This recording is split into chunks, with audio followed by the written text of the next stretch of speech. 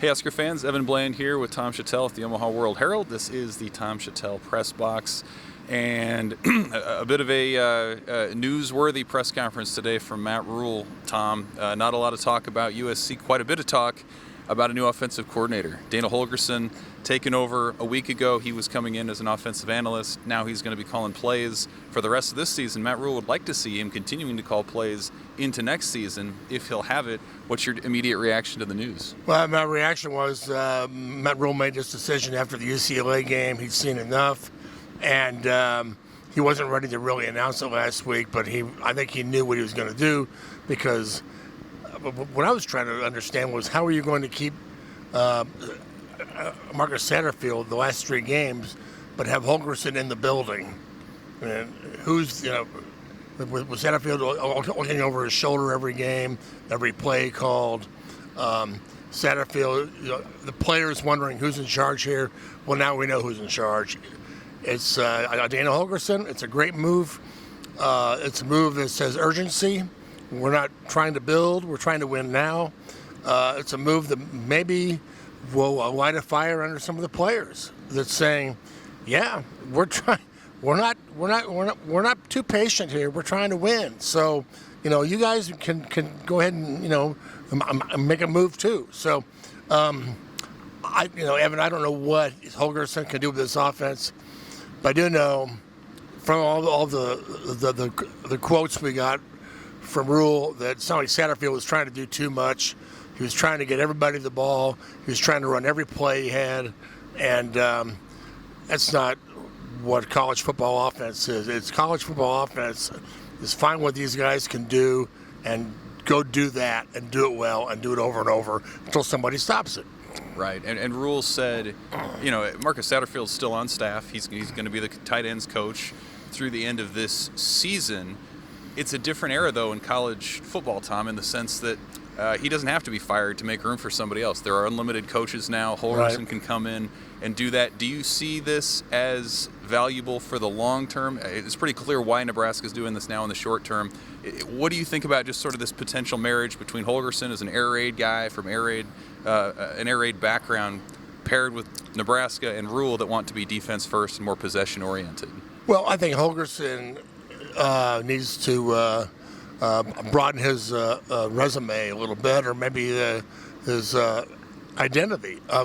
Yeah, you're a air raid guy, but maybe in Nebraska, you're a guy who's going to run the ball and show people, because he wants to be I'm sure he wants to be head coach again, that he can do other things too, and not just, you can't just wait for openings in other places that just want the air raid.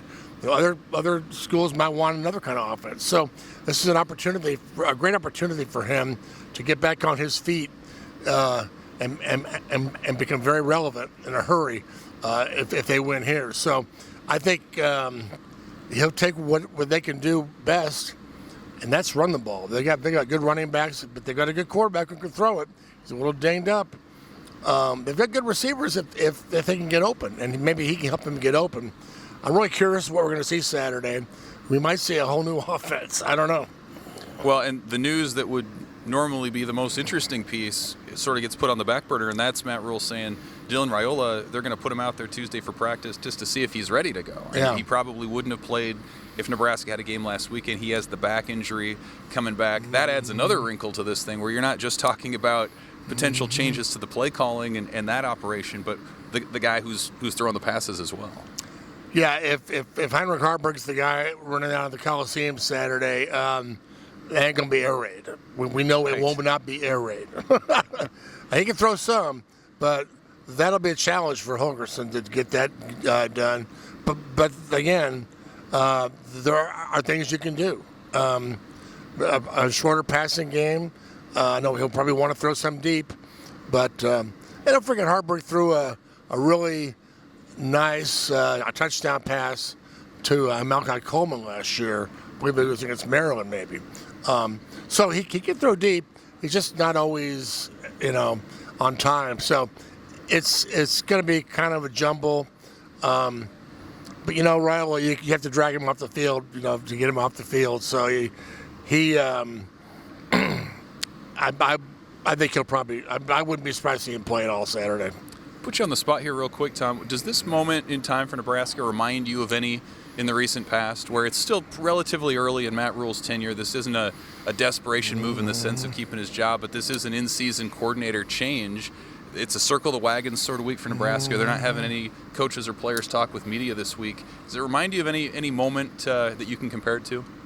Well, the end of Mike Riley's second year, he fired Mark Banker. Yeah. Now the legend tells us that was the athletic director who made that move. That wouldn't happen now. Right. But no, I think it's he's not. What I like about this is he's not stubborn. He's not digging in his heels. Well, he will never fire his friend. Well, he kind of did, but then he hired a friend. Matt Rhule has a lot of friends, so it's not about friends. It's about winning. And what I think is going to be interesting is after the season, this coaching staff might need a shakeup. I mean, let's not forget this coaching staff was hired in a hurry 2 years ago. Matt Rhule didn't have a lot of time to get hired after the Iowa game, Thanksgiving weekend. The portal was open. Everything was going fast. He hired guys he knew who could help him get this thing up and running.